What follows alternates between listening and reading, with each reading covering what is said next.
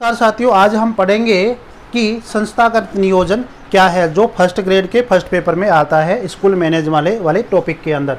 संस्थागत नियोजन क्या है? वार्षिक योजना, शैक्षणिक सत्र के कार्यक्रमों का वितरण, अर्धवार्षिक योजना, विद्यालय प्रबंधन योजना। वैसे देखा जाए तो संस्थागत जो नियोजन होता है वो वार्षिक योजना बनाई जाती है, लेकिन इसका सही आंसर क्या होगा? शैक्षणिक सत्र के कार्यक्रमों का वितरण।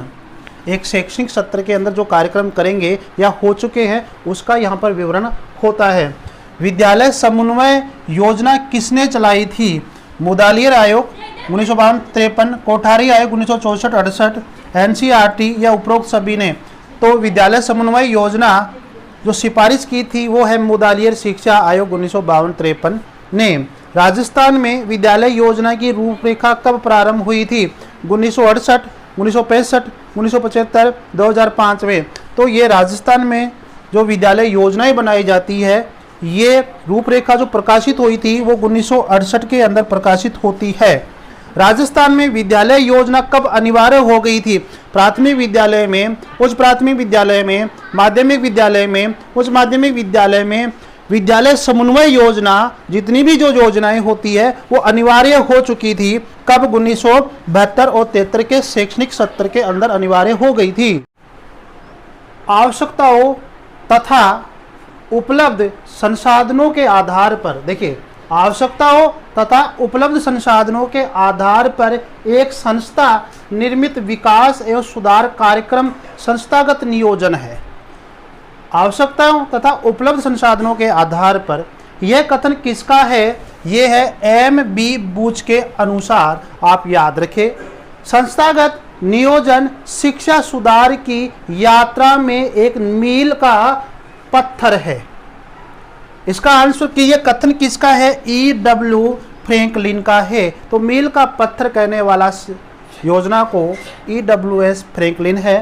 राजस्थान में शिक्षा विभाग द्वारा जारी निर्देशों के अनुसार एक वार्षिक विद्यालय योजना, समन्वय विद्यालय योजना जो बनाई जाती है उसके कितने क्षेत्र शामिल किए जाते हैं? कितने क्षेत्रों के लिए वो बनाई जाती है?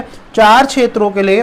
कौन कौन से है? शैक्षिक क्षेत्र, शैक्षिक सुधार कार्यक्रम, शिक्षा में आप क्या सुधार करना चाहते हो वो वाला, और सह शैक्षिक गतिविधियां, पाठ्य सहगामी क्रियाएं, ये वाला, यानी कि शिक्षा के साथ शैक्षणिक सहगामी क्रियाएं, भौतिक संसाधनों का क्षेत्र, और इसके अलावा विविध क्षेत्र जो कि राष्ट्रीय महत्व के होते हैं, जो बच्चों के लिए उपयोगी होते हैं, वे क्षेत्र भी विद्यालय समन्वय योजना के अंदर शामिल किए जाते हैं। तो टोटल ये चार क्षेत्र है। RTE कानून की कौन सी धारा में विद्यालय वार्षिक योजना का उल्लेख किया गया है? 25, 22, 30, 31। तो वार्षिक योजना का उल्लेख RTE कानून की धारा 22 के अंदर किया गया है। RTE कानून की धारा 22 के अनुसार प्रारंभिक शिक्षा के लिए वार्षिक योजना SMC के सदस्यों के द्वारा बनाई जाती है। कितने वर्षों के लिए बनाई जाएगी? कितने वर्षों तक ये बनाई जाती है? 2 वर्ष, 1 वर्ष, 3 वर्ष, 4 वर्ष। इसका सही आंसर होगा 3 वर्ष। RTE कानून की धारा 22 के अंदर ये लिखा गया है कि प्रारंभिक शिक्षा के लिए SMC के सदस्यों के द्वारा 3 वर्ष के लिए एक योजना बनाई जाएगी। प्रार्थना सभा संस्थागत नियोजन के किस क्षेत्र का है? संस्थागत नियोजन का किस क्षेत्र का है? शैक्षिक क्षेत्र का, सह शैक्षिक क्षेत्र का, भौतिक क्षेत्र का, विविध क्षेत्र का। तो यह है सह शैक्षिक का। कौन सी योजनाओं को परिदृश्य या पर्सपेक्टिव कहा जाता है? अल्पकालिक योजनाओं को, दीर्घकालिक योजनाओं को, या मध्यकालीन योजनाओं को, या सभी को? यानी कि परिदृश्य या पर्सपेक्टिव जिसे अपन कहेंगे वो है दीर्घकालिक योजनाओं को कहा जाएगा। संस्थागत नियोजन का दूसरा नाम क्या है? संस्थागत नियोजन का दूसरा नाम ही क्या है? विद्यालय समन्वय योजना। इस संस्थागत नियोजन को विद्यालय समन्वय योजना का नाम किसने दिया था? मुदालियर आयोग ने। संस्थागत नियोजन का प्रारूप कितने खंडों में होता है? 3 खंडों में होता है। 3 खंडों में। संस्थागत नियोजन जब विद्यालय समन्वय योजना बनाई जाती है तो इसका 3 खंड होते हैं, प्रथम खंड, द्वितीय खंड और तृतीय खंड। तो पहला खंड में क्या आता है, विद्यालय की सामान्य परिचयात्मक सूचनाएं, विद्यालय की सामान्य जानकारी आती है इंट्रोडक्शन के रूप में।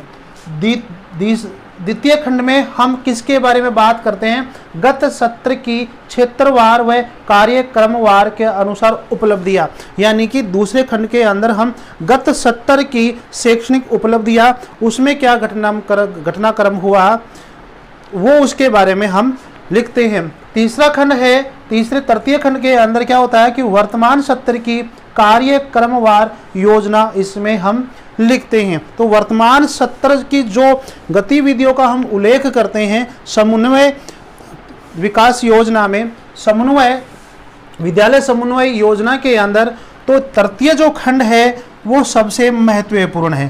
तृतीय खंड सर्वाधिक महत्वपूर्ण है। क्यों महत्वपूर्ण है, क्योंकि वर्तमान सत्र की जो योजना बनाई जाती है, जो हम उसमें लिखते हैं योजना के अंदर, वो वर्तमान सत्र की होता है। हमारे लिए वर्तमान सत्र क्या होता है, उपयोगी होता है। वर्तमान सत्र के आधार पर ही हम अगले वर्ष के लिए, अगले सत्र के लिए नामांकन में वृद्धि करेंगे 10% और ठहराव सुनिश्चित करेंगे। तो सारी की जो प्रक्रिया है वो तृतीय खंड में ज़्यादा महत्वपूर्ण है, इसलिए यह ज़्यादा तृतीय खंड सर्वाधिक महत्वपूर्ण होता है। आपसे पूछा जा सकता है कि विद्यालय समन्वय योजना के अंदर कौन सा खंड सर्वाधिक महत्वपूर्ण है, प्रथम है, द्वितीय है, तृतीय है या सभी? तो सर्वाधिक जो महत्वपूर्ण है वो है तीसरा।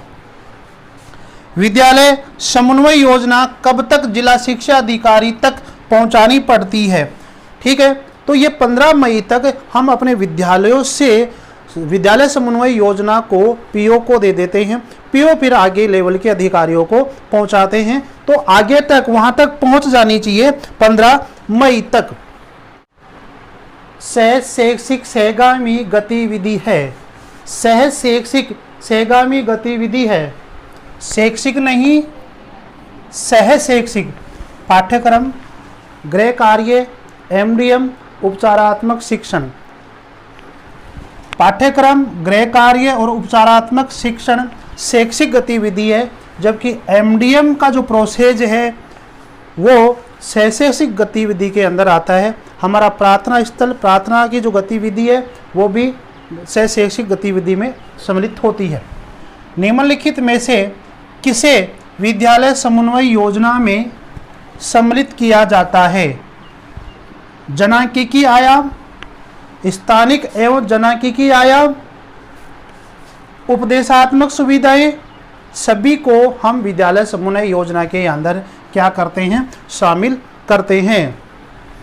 विद्यालय समन्वय योजना के कितने चरण होते हैं, कितने पद होते हैं, कितने स्टेप होती है? तो 9 चरण होते हैं। पहला होता है कार्यक्रम का नाम, इसको तैयारी के नाम से भी जान सकते हैं। प्रभारी व सहयोगी, वर्तमान स्थिति, आवश्यकता, उपलब्ध संसाधन, लक्ष्य, अवधि, क्रियान्विति और मूल्यांकन।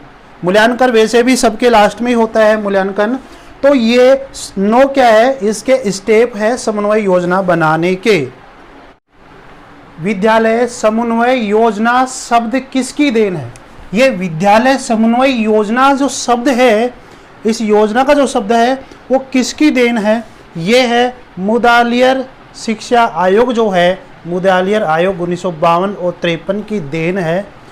कौन से आयोग की सिफारिश के बाद विद्यालयों में समन्वय योजना प्रारंभ हुई? यह है कोठारी शिक्षा आयोग 1964 और 68, यानी कि कोठारी शिक्षा आयोग की सिफारिश के बाद विद्यालयों के अंदर विद्यालय समन्वय योजना प्रारंभ होती है। लेकिन विद्यालय समन्वय योजना का जो शब्द है वो किसकी देन है? वो है मुदालियर आयोग की है। राजस्थान में कौन से वर्ष विद्यालय समन्वय योजना की रूपरेखा निर्धारित की थी सरकार के द्वारा? तो ये 1968 के अंदर ये रूपरेखा तैयार हो गई थी। आगे का प्रश्न ये है कि 1968 में जब रूपरेखा तैयार हो गई थी तो उसके बाद कौन से शैक्षणिक सत्र से यह प्रारंभ होती है? राजस्थान की सभी स्तर की विद्यालयों में, चाहे वह प्राथमिक हो, चाहे वह उच्च प्राथमिक हो, माध्यमिक उच्च माध्यमिक कैसा ही हो में कौन से शैक्षणिक सत्र से विद्यालय समन्वय योजना प्रारंभ हुई थी? तो ये हुई थी 1972 और 73 के शैक्षणिक सत्र से। विद्यालय समन्वय योजना की रिपोर्ट किसे भेजी जाती है? जिला शिक्षा अधिकारी को, पीओ साहब को, आयुक्त माध्यमिक शिक्षा, उपनिदेशक माध्यमिक शिक्षा। तो समन्वय योजना जो विद्यालय स्तर पर बनाई जाती है, तो विद्यालय समन्वय योजना की जो रिपोर्ट है वो जिला शिक्षा अधिकारी को पहुंचाई जाती है। पीओ साहब को क्या करते हैं कि जो भी संस्था प्रधान होते हैं वो पीओ साहब को दे देते हैं, पीओ साहब पे आगे की कड़ी में जिला शिक्षा अधिकारी तक पहुंचाते हैं। इसका सही आंसर ये होगा। निम्न में से किसके आधार पर विद्यालय का विकास और उन्नयन का कार्यक्रम तैयार किया जाता है? ब्लूप्रिंट, नील पत्थर, शाला मानचित्र, नक्शरी नक्शा या मान और मानकों के निर्धारण के द्वारा? निम्न में से किसके आधार पर विद्यालय का विकास और उन्नयन का कार्यक्रम तैयार किया जाता है? बताइए आप। देखो साथियों, प्रिंट के द्वारा, नील पत्र के द्वारा क्या किया जाता है? विद्यालय के विकास और उन्नयन का कार्यक्रम तैयार किया जाता है कि हम जो विद्यालय समन्वय योजना जो तैयार करते हैं, इसी को व्यवहार में हम क्या कहते हैं? ब्लूप्रिंट कहते हैं। नील पत्र के नाम से यह जाना जाता है और इसी को देखकर विद्यालय का विकास और उन्नयन का कार्यक्रम तैयार किया जाता है। राष्ट्रीय शिक्षा आयोग किस आयोग का दूसरा नाम है? बहुत अच्छा क्वेश्चन है, आरपीसी में कई बार पूछा गया है कि राष्ट्रीय शिक्षा आयोग या शिक्षा आयोग किस आयोग का दूसरा नाम है? कोठारी आयोग का 1964-66, मुदालियर आयोग 1952-53, राधाकृष्ण आयोग 1948-49, राष्ट्रीय शिक्षा नीति 1986 को हम राष्ट्रीय शिक्षा आयोग किसे कहते हैं? राष्ट्रीय शिक्षा आयोग या राष्ट्रीय शिक्षा आयोग किस आयोग का दूसरा नाम है? सही आंसर होगा कोठारी शिक्षा आयोग को।